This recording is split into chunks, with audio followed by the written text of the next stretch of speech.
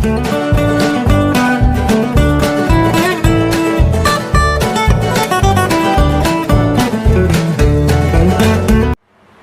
To perfect physics point. आज हम पढ़ेंगे गाउस लॉ। पिछली क्लास में हमने पढ़ा था electric flux intensity due to a circular uniformly charge coil या कंडक्टर। तो आज हम पढ़ेंगे गाउस लॉ। गाउस लॉ इस पूरे फर्स्ट यूनिट का सबसे इजी टॉपिक है। थोड़ा लेंदी होता है मगर सबसे इजी है। तो सबसे पहले क्या होता है, गाउस एक साइंटिस्ट है जिन्होंने हमें ये बताया कि किस तरीके से जो इलेक्ट्रिक फील्ड की जो वैल्यू होती है वो कितनी होती है किसी भी कंडक्टर के कारण, अगर उसमें चार्ज है, पार्शियली चार्ज है, कंप्लीटली चार्ज है, यूनिफॉर्मली चार्ज है, नॉन यूनिफॉर्मली चार्ज है। तो सबसे पहले हम गाउस लॉ की डेफिनेशन देखते हैं, उसका फॉर्मूला देखते जाता है। According to Gauss law, net flux passing through a closed surface is 1 upon epsilon naught times algebraic sum of charge enclosed in it। या अगर आपको कोई डेफिनेशन नहीं बनानी आती तो आप ये फॉर्मूला याद रख सकते हैं। phi is equals to phi यहाँ पे क्या है, फ्लक्स है। phi क्या है यहाँ पे, फ्लक्स। तो फ्लक्स मैंने आपको पहले भी पढ़ाया है। तो phi is equals to sigma q upon epsilon naught। epsilon आपको पता है परमिटिविटी ऑफ वैक्यूम होती है। सिग्मा q क्या है, तो टोटल एक क्लोज सरफेस में जितना नेट चार्ज वो कंटेन करेगा, जितना चार्ज से कंटेन करेगा उसको बोलेंगे हम क्या, नेट सिग्मा क्यू। जैसे एक कोई मैंने कंडक्टर ले लिया, उसके अंदर मेरे चार्ज है Q1 Q2 Q3 Qn तक चार्ज है। तो मेरा जो Q सिग्मा Q का वैल्यू होगा वो कितना होगा मेरा, Q1 plus Q2 plus Q3 plus Q4 dot dot dot करके कि कहां तक, Qn तक। तो इससे मैं अगर डेफिनेशन बना दूं तो क्या बनेगी, किसी भी सरफेस से पास होने वाला जो फ्लक्स होता है उस फ्लक्स की वैल्यू किसके बराबर होती है, 1 upon epsilon naught times of algebraic sum of charge। ये डेफिनेशन में लिखी according to Gauss, net flux passing through a closed surface is 1 upon epsilon naught times of algebraic sum of charge enclosed in it। समझ में आया? अभी मैंने आपको Gauss law बताया। अब हम पढ़ते हैं गाउस लॉ को डिराइव कैसे करते हैं, कैसे उसका डेरिवेशन होगा, गाउस ने किस तरीके से उसको डिराइव किया। हमने यहाँ पे एक स्फेरिकल सरफेस या कंडक्टर ले लिया जिसके अंदर हमने सेंटर पे क्या रखा है, प्लस क्यू चार्ज रखा है। अब हमें बताना है कि इस प्लस क्यू चार्ज के कारण इस सरफेस के ऊपर, ये कोई सरफेस है, ये इस तरीके से राउंड है, इस तरीके से है ये राउंड, ठीक है। तो इस सरफेस के ऊपर इस प्लस क्यू चार्ज के कारण जो इलेक्ट्रिक फील्ड इंटेंसिटी होगी वो क्या होगा हमारा, E is equals to kq upon r square। ये हमने पिछले टॉपिक्स में पढ़ा है कि इलेक्ट्रिक फील्ड इंटेंसिटी की वैल्यू क्या होती है, kq upon r square होती है। Now we know that flux भी हमने इलेक्ट्रिक फ्लक्स के डेफिनेशन से पढ़ा था कि phi is equals to close surface integration E dot ds होता है। अब E डॉट ds है तो डॉट है, तो जब डॉट हटाएंगे तो क्या आ जाएगा, cos थीटा आ जाएगा। cos थीटा आएगा भाई, तो phi की वैल्यू हमारी क्या होगी, sigma close surface integration E dot ds cos theta. अब देखो थीटा क्या होगा, देखो यहाँ पे क्या है, E है और ds है, और मतलब ये थीटा किनके बीच में होगा, E और ds के बीच में। तो E और ds के बीच थीटा कितना है, दोनों एक ही डायरेक्शन में, इसका मतलब 0 डिग्री। तो cos 0 डिग्री की वैल्यू 1 होती है। तो close surface integration E ds dot तो पहले ही हट चुका था, तो phi equals to E ds। अब देखो यहाँ पे E क्या है, इलेक्ट्रिक फील्ड इंटेंसिटी हमेशा क्या होती है, कांस्टेंट होती है, तो उसको हमने बाहर ले लिया। क्लोज सरफेस इंटीग्रेशन किसका होगा, ds का होगा। क्लोज सरफेस क्यों लिया, क्योंकि ये एक क्लोज सरफेस है, इसमें कभी भी लिमिट यूज नहीं करते हैं। तो क्लोज सरफेस इंटीग्रेशन ds, और इसका वैल्यू क्या होता है, हमेशा s होता है। अब देखो मैंने आपको बताया कि ये क्या है, स्फीयर है, तो इसका सरफेस एरिया कितना होना चाहिए, 4 pi r स्क्वायर। तो मैंने s की जगह क्या पुट किया, 4 pi r स्क्वायर। E की वैल्यू मेरी क्या थी, इस इक्वेशन से kq upon r स्क्वायर। तो phi is equals to kq upon r square into 4 pi r square. r square से r स्क्वायर कैंसिल। k की वैल्यू क्या होती है, 1 upon 4 pi एप्सिलॉन। आपको पहले टॉपिक में पढ़ाया था k is equals to 1 upon 4 pi epsilon not होता है। वो k की वैल्यू मैंने 1 upon 4 pi एप्सिलॉन नॉट क्या पुट कर दी, यहाँ पे पुट कर दी। तो 4 pi से 4 pi कैंसिल होगा, क्या बचा, q upon एप्सिलॉन नॉट। अब चाहे q लिख दो उसको, तो इसको सिग्मा q लिख दो। यहाँ पे q क्या कर रहा है, अब देखो इस पेयर में मैंने खाली q चार्ज दिया, इसलिए मेरा यहाँ पे q आ रहा है।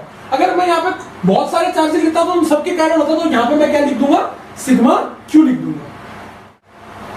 अब हम गाउस लॉ की एप्लीकेशंस पढ़ते हैं, गाउस लॉ किस तरीके से हमारे को काम आता है।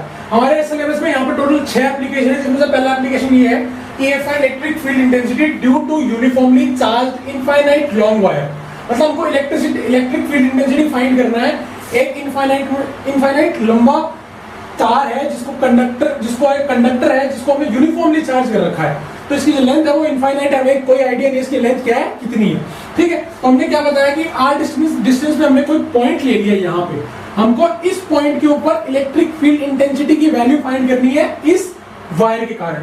तो मैंने इस वायर को क्या किया, यहां से मैंने एक कंपोनेंट लिया, यहां से एक लाइन ली और मैंने क्या किया, अब देखो इस पॉइंट पे यहां से इलेक्ट्रिक फील्ड इंटेंसिटी, फिर इस पॉइंट पे यहां से इलेक्ट्रिक फील्ड इंटेंसिटी, और ये हमारा जो डिस्टेंस है वो, अब देखो इसके कारण ये मान लो मेरा पॉइंट क्या है 2 है और ये मेरा मान लो पॉइंट 1 है। अब इसके कारण इलेक्ट्रिक फील्ड इंटेंसिटी इस पे कितना होगा, dE1 होगा, क्योंकि यहाँ पे मैंने क्या लिया dq चार्ज मान लो, यहाँ पे मेरा dq है, यहाँ पे मेरा dq है, तो यहाँ पे ये मेरा पूरा q चार्ज है, तो मेरा dq यहाँ पे dq यहाँ पे, क्योंकि मुझे आइडिया नहीं कितना, तो मैंने dq ले लिया, ठीक है। तो dq चार्ज के कारण इस पे dE2 और dq चार्ज के कारण इस पे dE1। अब देखो dE1 और dE2 दोनों ही कोई एंगल पे है, तो हमें क्या करना पड़ेगा, इसके कंपोनेंट्स लेने पड़ेगे इसका रिजल्टेंट निकालने के लिए। तो मैंने dE1 के कंपोनेंट्स लिए, dE1 cos थीटा और dE2 dE1 sin थीटा। इसी तरीके से dE1 dE2 cos थीटा और dE2 sin थीटा। अब देखो ये दोनों क्या है, ऑपोजिट है, इसका मतलब क्या होगा, ये कैंसिल हो जाएंगे, क्यों, क्योंकि ये दोनों इक्वल होंगे और ऑपोजिट होंगे, तो क्या हो जाएंगे, कैंसिल हो जाएंगे, और ये दोनों क्या हो जाएंगे, ऐड हो जाएंगे। तो इसमें से हम कोई भी ले सकते हैं, चाहे dE1 ले लो चाहे dE2 ले लो। इसका मतलब क्या है, हमें भी पता है कि हमारा जो इलेक्ट्रिक फील्ड इंटेंसिटी की वैल्यू आएगी वो सिर्फ कौन सी एक्सिस पे आएगी, इस एक्सियल एक्सिस पे आएगी, इस एक्सिस पे नहीं आएगी। वर्टिकल एक्सिस पे कभी नहीं लेंगे हम, हमेशा एक्सियल एक्सिस पे या फिर हॉरिजॉन्टल एक्सिस पे ही आएगा। तो वैल्यू क्या होगा, हमने पढ़ा है फ्लक्स का वैल्यू क्या होता है हमारा। अब देखो क्या, इसका निकालने के लिए हमें क्या करना पड़ेगा, गॉसियन सरफेस, मतलब अब देखो इनफाइनाइट लेंथ लंबा वायर है, हमको पता नहीं इसकी लेंथ कितनी है, तो हम लेंथ क्या लेंगे, फिर हम इलेक्ट्रिक फील्ड इंटेंसिटी मान लो कहां से आए, कितना दूर डिस्टेंस हो वो हमें पता नहीं, तो उसको पढ़ने के लिए इस पूरे सिस्टम को स्टडी करने के लिए हमें क्या है, एक सरफेस एज्यूम करना पड़ेगा। अब आपको पता देखो वायर का जो वायर होता है उसको अगर आपने ध्यान से देखा तो वो सिलेंड्रिकल होता है, जो लंबा वायर होगा वो क्या होगा, सिलेंड्रिकल। किसी भी टाइप का जो वायर होता है वो कैसा होता है, सिलेंड्रिकल शेप होता है। तो हमने क्या किया, एक सिलेंड्रिकल गॉसियन सरफेस क्या कर लिया, अज्यूम कर लिया। अब इस गॉसियन सरफेस की जो लेंथ है वो L हो गई। अब देखो गॉसियन सरफेस में 3 सरफेसेस हैं, 1 2 और ये नीचे वाला सर्कल थी, एक तो ये ऊपर वाला, एक ये नीचे वाला और एक ये वाला सरफेस, 3 सरफेस हो गई। इसके बीच में हमने वो वायर ले लिया, मतलब इस जो भी हमको सिस्टम दे रखा, हमको उसके सराउंडिंग में ही क्या लेना है, गॉसियन सरफेस को अज्यूम करना है। अब देखो मैंने इस वायर के चारों तरफ एक सिलेंडर अज्यूम कर लिया, तो मेरा एक सरफेस हो गया ये, एक सरफेस हो गया ये, एक सरफेस हो गया ये। अब देखो इस वायर के कारण मान लो इस सरफेस पे कोई इलेक्ट्रिक फील्ड इंटेंसिटी लग रही थी, वो क्या थी, ई वेक्टर थी। अब देखो मेरा इस सरफेस पे लग रहा था, तो इस सरफेस की डायरेक्शन भी किधर है, इसी तरफ है, और इलेक्ट्रिक फील्ड की डायरेक्शन भी किधर है, इस तरफ है। तो मैंने यहाँ पे थीटा कितना हो गया, 0 डिग्री हो गया। अब देखो यहाँ पे, अब ये सरफेस होगा, ये सरफेस की डायरेक्शन क्या है, ऊपर की तरफ, और इलेक्ट्रिक फील्ड इंटेंसिटी हमेशा एक ही डायरेक्शन में होती है, इस तरफ, ठीक है। अब देखो तो यहाँ पे थीटा कितना हो गया, 90 डिग्री। अब देखो यहाँ पे ds, तो सरफेस की डायरेक्शन किधर है, नीचे की तरफ, और इलेक्ट्रिक फील्ड की डायरेक्शन किधर है, आगे की तरफ। तो यहाँ भी कितना हो गया, थीटा इक्वल टू 90 डिग्री। अब देखो मेरा जो टोटल फ्लक्स होगा वो कितना होगा, इस सरफेस के कारण फ्लक्स, इस सरफेस के कारण फ्लक्स, और इस सरफेस की, क्योंकि जो इलेक्ट्रिक फील्ड निकलेगी वो जरूरी नहीं है कि इसी सरफेस से निकले, वो कंप्लीट सरफेस से निकलेगी। तो मुझे ये सरफेस भी लेना पड़ेगा, ये वाला सरफेस भी लेना पड़ेगा, और ये वाला सरफेस भी लेना पड़ेगा। इसको S1, इसको S2 और इसको मैंने S3 दे दिया। अब देखो फ्लक्स कितना होगा मेरा, EDS फॉर्मूला है, पीछे पढ़ चुके हैं, S1 सरफेस के लिए, फिर सिमिलरली E.ds S2 सरफेस के लिए, और E.ds S3 सरफेस के लिए। अब देखो EDS cos theta, EDS cos theta, EDS cos theta, क्यों, डॉट हटा दिया मैंने, सेम चलेगा S1 S2 और S3 के लिए। अब देखो थीटा की वैल्यू S1 में कितनी है, 90 डिग्री, S2 में कितनी है, 0 डिग्री, और S3 में कितनी है, वापस 90 डिग्री। तो EDS cos 90, EDS cos 0 और EDS cos 90। cos 90 की वैल्यू 0, cos 90 की वैल्यू 0, खाली क्या बचेगा, S2 सरफेस बचेगा हमारे पास। इसका मतलब क्या, हमारा सिर्फ यही सरफेस काम कर रहा है। तो ये 0, खाली ये बचा, तो EDS S2 के लिए अब E बाहर आ जाएगा, क्योंकि कांस्टेंट है, हम पहले गॉस लॉ के डेरिवेशन में ऐसी चीज कर चुके हैं। E बाहर आ जाएगा, और DS का क्या होगा, सिर्फ S होगा। अब हमें क्या करना है, सिर्फ इस S की वैल्यू पुट करनी है, ताकि हम क्या करें, सिलेंडर का एरिया निकाल सके। अब सिलेंडर का एरिया कैसे निकालेंगे, आगे देखते हैं।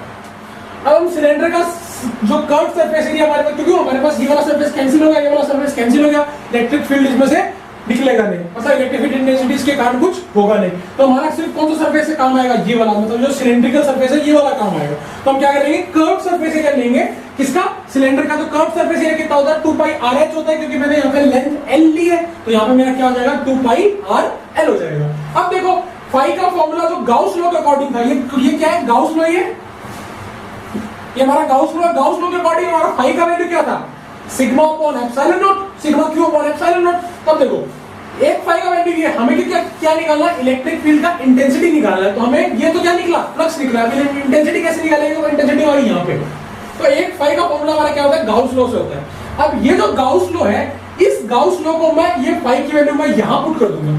तो फ्रॉम फर्स्ट, इसको फर्स्ट लेंगे तो सेकंड लेगा, फ्रॉम फर्स्ट एंड सेकंड। अब देखो मैंने ये वैल्यू यहाँ पुट कर दी, तो sigma Q upon epsilon not equals to E 2 pi are L, ये वाला सेम चीज। अब देखो ये 2 पाई आर एल था, ये पूरा का पूरा डिवाइड में आ जाएगा। तो और सिग्मा क्यू, अब देखो मेरा पूरा नेट चार्ज मैंने क्या बताया, इसमें मेरा कितना था, क्यू मान लिया था मैंने। तो सिग्मा क्यू मेरा कितना हो जाएगा, क्यू हो जाएगा, ठीक है। और मेरा ई कितना हो जाएगा, E is equals to Q upon epsilon not 2 pi are L हो जाएगा। और ई का वैल्यू जो कि वो क्या आया था हमारा, q upon 2 pi are l epsilon naught आ गया। अब मैं यहाँ पे क्या करूंगा, 2 से मल्टीप्लाई कर दूंगा और 2 से डिवाइड कर दूंगा। आगे आपको रीजन हो जाएगा क्यों करूंगा। 2 से मल्टीप्लाई करके मैं 2 से डिवाइड करके क्या हो जाएगा, 2q upon 4 pi are l epsilon not. अब देखो ये 4 पाई और एप्सिलॉन नॉट ये क्या बन गया मेरा, 1 upon 4 pi epsilon not. 1 upon 4 pi epsilon not किसकी वैल्यू होती है, k की, डाइलेक्ट्रिक कांस्टेंट जो था मेरा। तो k की वैल्यू मैंने पुट कर दी, तो 1 अपॉन 4 पाई एप्सिलॉन नॉट को मैंने क्या लिख दिया, k लिख दिया। तो 2kq अपॉन आर एल बच गया, क्योंकि ये बचा, 2 बचा और k जो इसकी वैल्यू आएगी वो बची। अब देखो q बाय l क्या होता है मेरा, Q by L मेरा लीनियर चार्ज डेंसिटी होती है, जिसको मैं किससे डिनोट करता हूं, लैम्डा से डिनोट करता हूं। तो मेरा वैल्यू क्या आएगा, Q by L का लैम्डा आएगा। तो मेरा वैल्यू क्या आ गया, टोटल जो मेरा फाइनल इलेक्ट्रिक फील्ड इंटेंसिटी का वैल्यू है किसके लिए, एक uniformly charge infinite long wire के लिए, वो क्या होगा, E is equals to 2k lambda upon R। अब देखो इसके बीच में ग्राफ बनाया करना, आपको ग्राफ पूछेगा पेपर में। तो ग्राफ क्या, देखो k कांस्टेंट है हमारा, पता है हमको, लैम्डा हमेशा कांस्टेंट होता है क्योंकि क्या है, डेंसिटी है किसकी, charge density, linear charge density. 2 constant है, तो हमारा जो रिलेशन आएगा वो किसके बीच में आएगा, E और R के बीच में। और यहाँ पे रिलेशन क्या मेरा, E is inversely proportional to R है। तो अगर डायरेक्टली प्रोपोर्शनल तो ग्राफ कैसा बनता है, स्ट्रेट बनता है। अगर इनवर्सली प्रोपोर्शनल है तो ग्राफ कैसा बनेगा मेरा, कर्व्ड बनेगा इस तरीके से। यहाँ पे टच नहीं होगा नीचे, दोनों साइड कहीं भी टच नहीं होगा। क्यों, क्योंकि इसका कुछ ना कुछ वैल्यू आता रहेगा। अगर आज का वीडियो आपको पसंद आया तो वीडियो को लाइक करें, शेयर करें, चैनल को सब्सक्राइब करें और कमेंट में अपने सवाल जरूर डालें। Thank you.